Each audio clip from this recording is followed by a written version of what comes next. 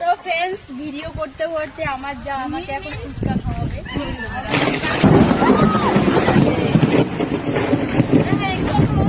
আকাশের খুবই খারাপ অবস্থা। আজকে ঝড় চলে এসছে, ঝড় বৃষ্টি শুরু হয়ে গেছে। এখন ভিডিও করার সময় দেখছি যে ফুচকাওয়ালা যাচ্ছে, ফুচকা খেয়ে নি। চলে আসো, আসবে না কে কে ফুচকা খাওয়া চলে আসো। ডাকছে, আমি তুই ধর, আমি যাচ্ছি। না না, ধরো না, ও খেয়ে নেবে, তুমি খেতে পারবে না। পারবে না বলে ওদের খাওয়া না। একে দুই হবে না, একে দুই হবে না, পরে তোমরা দুজন।